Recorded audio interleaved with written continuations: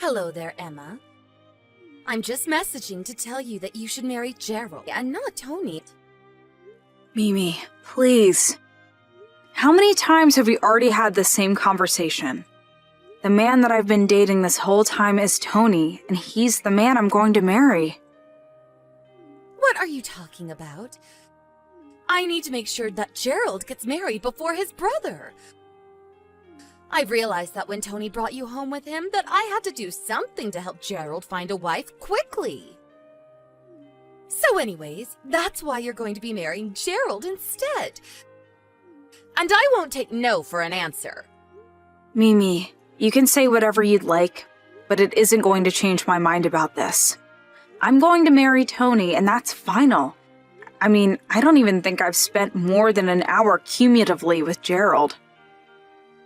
But I'm sure that you would come to love him if you just knew him a little better. I promise that he really is an amazing guy, and you wouldn't regret marrying him. Don't make me force this to happen. Don't forget that the two of you are married now. If you try and break this off or do anything to ruin the fact that you're engaged to Gerald, I will sue you into oblivion. Do you understand? I seriously have no idea how to even respond to this, but please don't spout this crazy nonsense and then threaten me with legal action. Anyways, I have to go.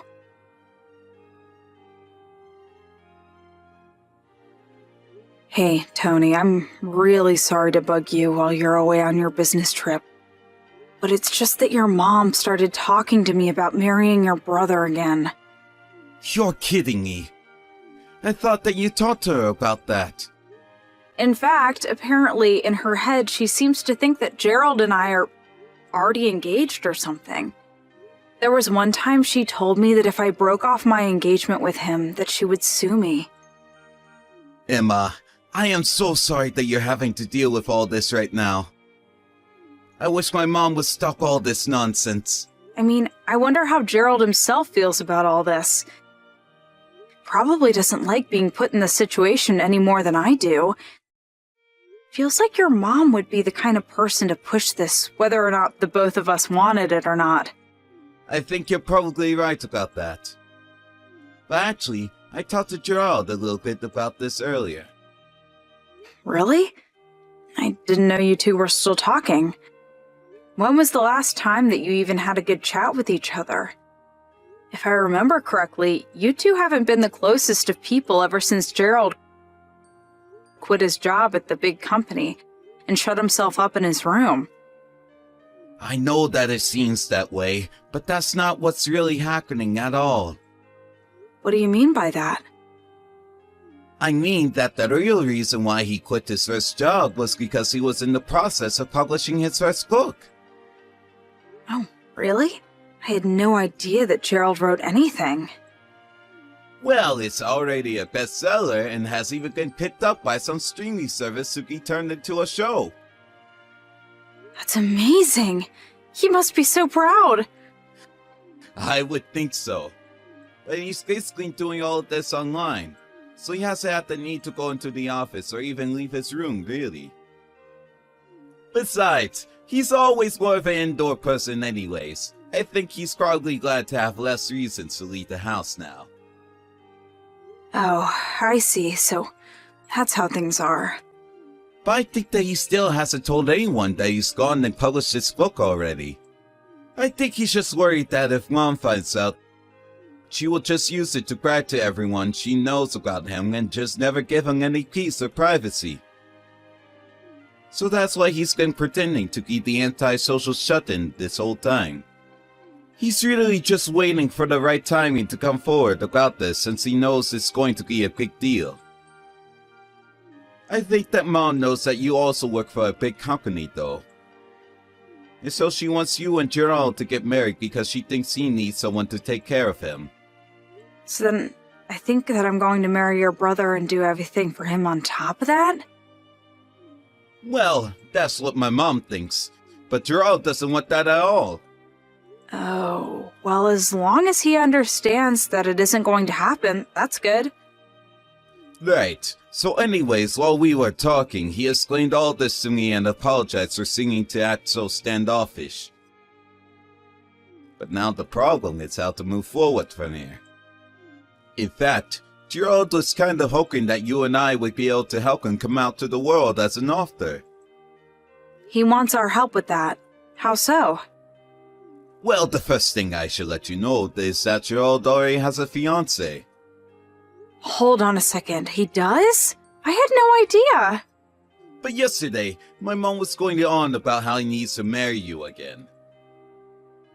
Gerald mentioned something about already being engaged, however, and I guess my mom just assumed that he meant he was engaged to you.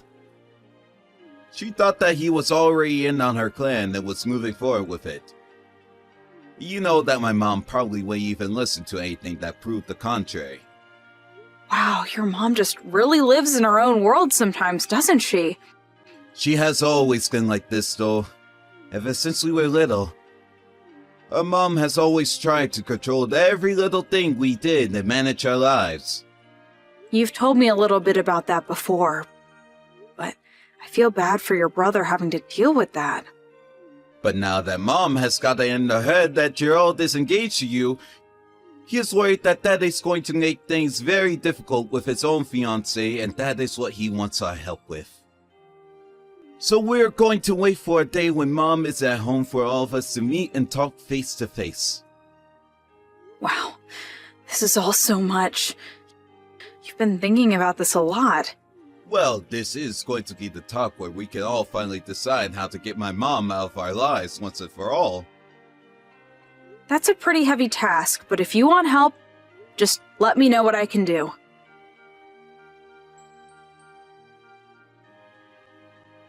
Hello there, Emma. I assume the preparations for the wedding are continuing along nicely? And I imagine that you've already divorced Tony, yes? I actually haven't done that at all, actually. Excuse me? What are you doing? You need to get a divorce right now. That's just not going to happen. In fact, Gerald said that it was a surprise for you that I wouldn't not be divorcing Tony, in fact. A surprise for me? What is that supposed to mean? I don't really know all the details, and can't say any more than this. I also have to go right now. Bye! I see. Maybe Gerald is planning some kind of dramatic way to announce his marriage to you for everyone. Well, if he wants this to be a surprise, then I guess I won't ask any more questions either.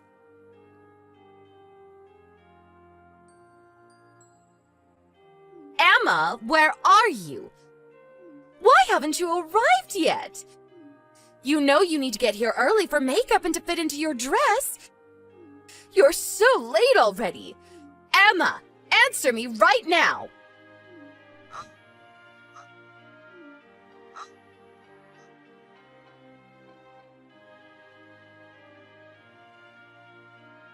I have had just about enough of this nonsense, Emma. Sorry, what are you talking about right now, Mimi? I mean that you are supposed to marry Gerald so that you can take care of him. But now I've just been told that you've made a last-minute cancellation and you're not even going to be here? How could you just leave my poor boy at the altar like that? I don't really know how else to say this, but Gerald and I were never going to get married. In fact, I'm on my honeymoon right now, actually. What do you mean you're on your honeymoon? I mean that Tony and I are on our honeymoon right now. And I suppose it's a good time as any to say that Tony and I got married in secret about 2 weeks ago. But I don't get it. Gerald is here and he's still getting ready for the wedding. Oh, I see. Well, either way, Tony and I have no intention of separating. And I was never going to marry Gerald either. I won't let you get away with this. I mean, just who do you think is going to pay for all of this? You know that Gerald doesn't work. He can't afford something like this. I don't know what is happening over there, and I don't want to. Please leave Tony and I out of it, okay? Now, goodbye. Emma, you get back here right now and explain what's going on!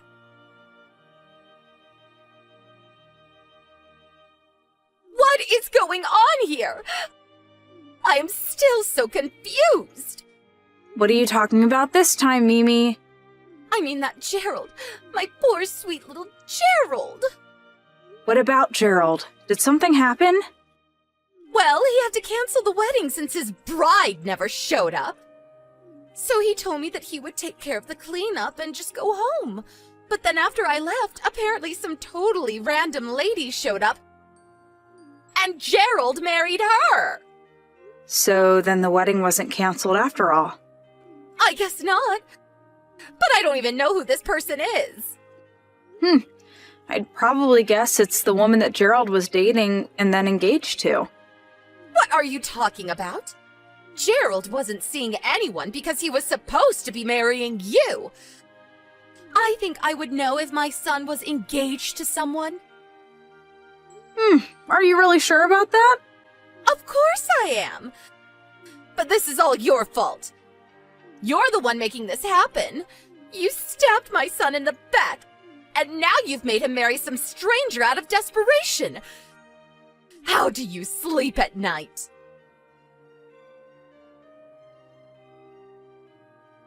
Mom, you've got to stop this. It's getting ridiculous. Tony, what is this all about? Did you really have no idea that Gerald was seeing this girl this whole time? Why are you talking to me about your brother? If you're mad at him for trying to steal your wife, go talk to him about it. Mom, he was never trying to do anything like that. You were the one that got in your head to try and set up Kenna with Gerald, but neither of them wanted that. Gerald tried to tell you that he was already engaged, but you only heard what you wanted to hear and thought that he meant to Emma. You always do this. You never listen to when other people try to say when you're wrong. How can you say something like that to your own mother? Because it's true. Speaking of, have you seen Gerald's room? What about his room? Give me a moment.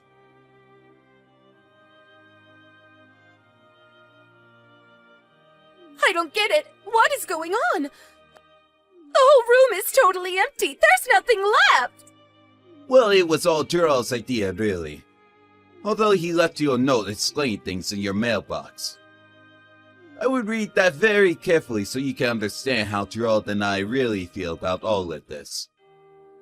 Although it's way too late to change our minds now. This is my last goodbye, Mom.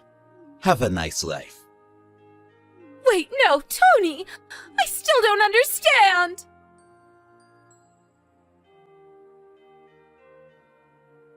In the end, Gerald stopped talking to his mom without ever telling her what he really did for a living. Now he lives with his wife close to her parents. Tony and I have also moved recently as part of a job transfer.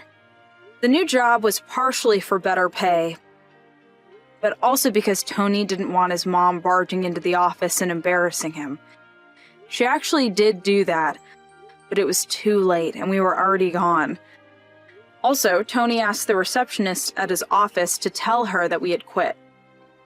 With no way to track us down, Mimi was left with no family to turn to, and lives out her days in her big empty house all by herself.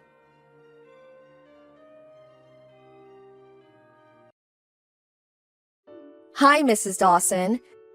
You know about the barbecue party the company is going to be hosting the day after tomorrow, right? Good evening, Mrs. Huffman. Yes, I heard about the party. Me and my family are going to be attending. I see. If that's the case, then I want you to stay at my side and be my maid the whole day after tomorrow. What? Your maid? Why would I do that? Oh, you don't have to dress like a maid or something. Even if you are an acquaintance, the children will be scared and cry if they see you like that. Don't get any weird ideas, you pervert. I don't know what exactly you had in mind, but please don't bother me with such ridiculous texts. I'm the wife of the department leader. That's why you have to do what I tell you.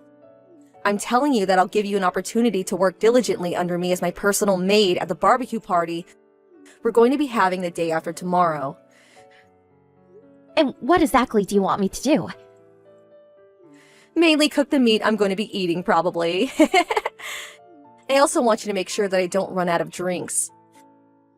Sorry, but I'm afraid I can't do that. What? First of all, I don't understand why I have to be your maid at the party. The company-hosted barbecue party is supposed to be a fun event, where we get to know our fellow employees. Huh? You're rebelling against me? The wife of the department leader. Just because you're the wife of the department leader doesn't mean you deserve any special treatment. You're an insolent bitch, Mrs. Dawson. Aren't you so poor that both you and your husband have to work in order to make a living? And still you talk like that to me, the wife of the department leader. Yes, our children are the same age and go to the same school, which is how we got to know each other. But it's only been 1 month since you moved into this neighborhood. To be honest, you're the lowest-ranking mother in the neighborhood. All we did was move to a new house, though. My child still goes to the same school as before. But I'm the wife of the department leader of the company you work at. Don't tell me you don't understand the difference in our ranks. I'm going to make sure you do what I say at the barbecue the day after tomorrow. If you don't do what I say, then I'm going to report you to my husband, the department leader. After that, you won't be able to talk like that to me again.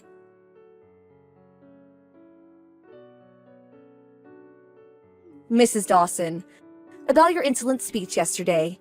If you want to continue your relationship with me, your superior as a wife of the department leader of the company you work at, and as a fellow mother, then I want you to prepare for me premium grade A5 beef as an apology.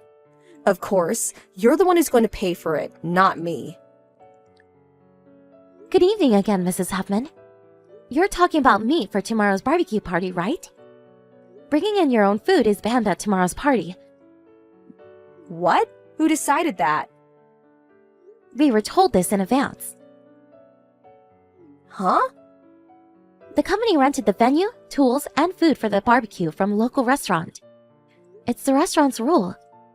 No matter how expensive or luxurious the meat is, you can't bring it into the venue. I'm the wife of the department leader. Yes, but the wives of the other high-ranking employees are also going to be coming to the party. And none of them are being as arrogant as you are right now. Huh? Did you just say I'm arrogant? Could you please understand already that you're not special and don't deserve any such treatment? So what if you're the wife of a department leader? But Goodbye, I'll see you tomorrow. it's a fact that I'm still your superior. Prepare that grade A5 beef for me tomorrow or else.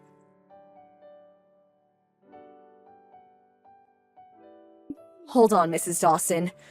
Why, you... I told you to cook the meat for me at today's barbecue party. Just what do you think you're doing? The man standing next to you is a managing director, right? Why are you, the nobody, acting so friendly with him? What? And now a senior managing director as well? And now his wife too? When I tried approaching them, I was just casually brushed off. Why are they so friendly towards you? Just what exactly is going on here?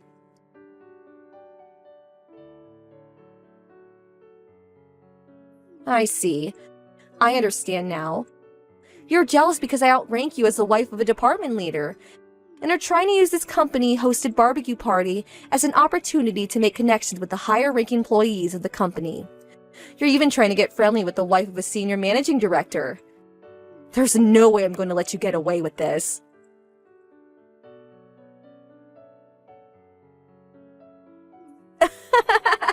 You looked hilarious back there. When I threw that piece of hot meat on your arm, you screamed, "It's so hot, hot!"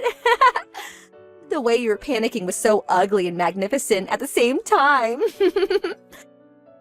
I'm going to tell you this one more time. My husband is a department leader, which means that I, as his wife, outrank you, who is just a regular employee at this company. I graced you with a piece of hot meat, so be sure to eat it even if it fell on the floor. It's a shame I didn't hit you in the face, but I'm sure that this is enough to make you leave the party and not return. I made sure that no one saw me, so no one knows that I'm the one responsible. If you had enough, then don't think about rebelling against me ever again. Well, it looks like your insolent person has already left the venue. So I think it's time for me to return and enjoy the meat at the party.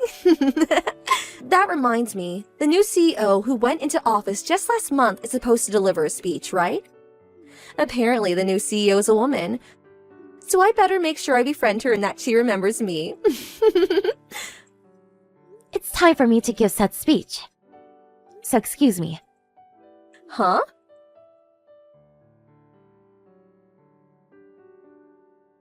Why? This must be a joke, right? You're the new CEO, Mrs. Dawson? Thanks for that little scene back there, Mrs. Huffman. You wasted such a good piece of meat. Such a shame. The hot meat you threw at me hurt a lot. But I applied cold water to the burn immediately, so luckily nothing serious became of it. Why are you... Why am I the new CEO?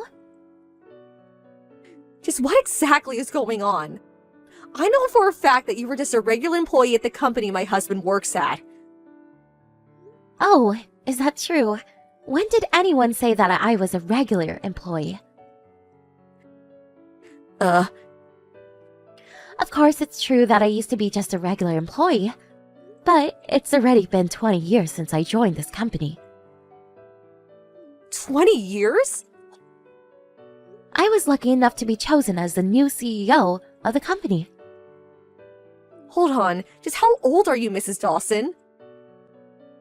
You want to know my age? I'm 40 years old.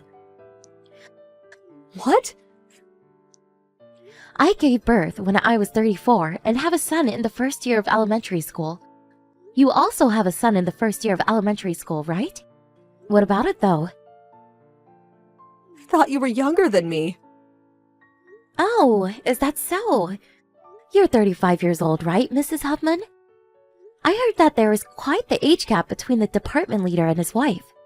But putting that aside, because you thought that I was younger than you assumed that I was just a regular employee at this company. You kept telling yourself that, and eventually it became a fact in your mind, right? Well, The barbecue party is about to end soon. I don't want to cause a commotion, so I'll end our conversation here and close the party. Let's talk about this again at a later time. Actually... Well then, goodbye for now.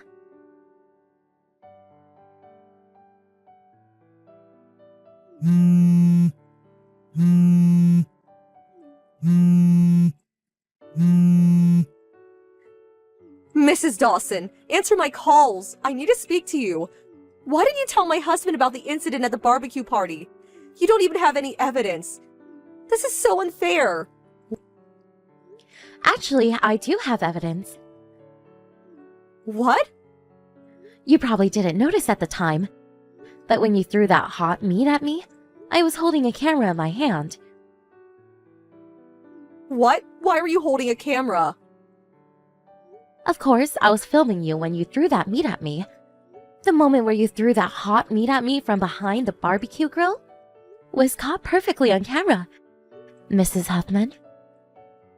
Huh? That's so unfair. I showed this footage to your husband, the department leader, which is why I sent you a request for an alimony yesterday. Did you not see it? But I was so careful as to not leave behind any evidence. Why didn't you have to show my husband? Now the money I'm going to get as property distribution might decrease because of this. Hold on, I'm about to get divorced.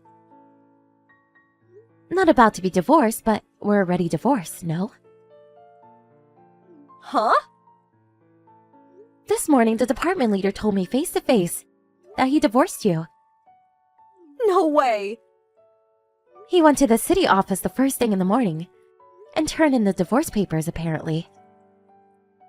But today's a holiday, so I thought that he couldn't submit the divorce papers yet.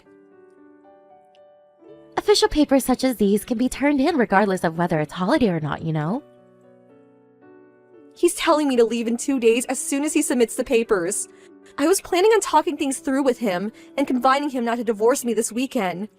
If he did submit the papers this morning, then that means that I'll have to leave before Saturday morning. How am I supposed to change his mind now? But my parents have already passed away, so I don't have a home anywhere. I have nowhere to go. I don't even have a salary since I'm a housewife. What do you expect me to do about this situation? Why are you telling me this? It's none of my business. I know. Let me stay at your house. Huh? You're the CEO of the company, right? It should be easy for you to support one extra person in your house. Friends need to help each other, right? We aren't friends anymore. And I don't think we ever even were, actually. What? I heard that your husband got custody of your child. So, aren't really a mother anymore. I heard that they're going to be moving to the town nearby, which means that your child is going to be changing schools. No matter how you look at it, there's no reason for us to be acquainted anymore. But... Well then, I think it's time to end the conversation. What?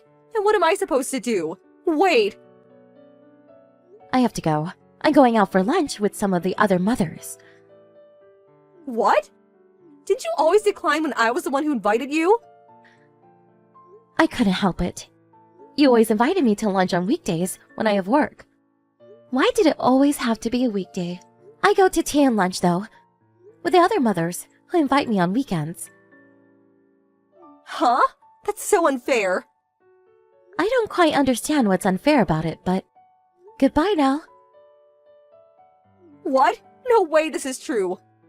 Hold on, I haven't finished talking to you.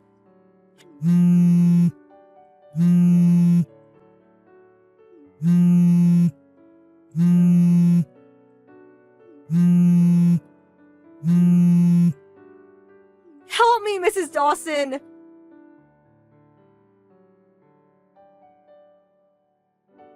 Two weeks later, Mrs. Huffman barged her way into the company office. The department leader went himself to deal with his ex-wife. Apparently, she told him that she now works at a job that comes with housing, but that she's more suited to being a housewife. She also said that you must be having a hard time, since no one does the household work anymore, which is why I'll let you marry me again.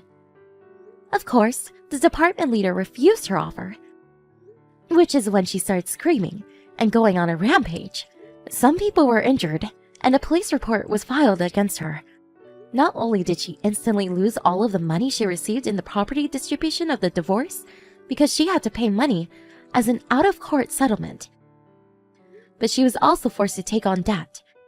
It seems that she isn't getting along with the people at her new job either. And she lost her arrogant demeanor, and now mopes around, while always looking down.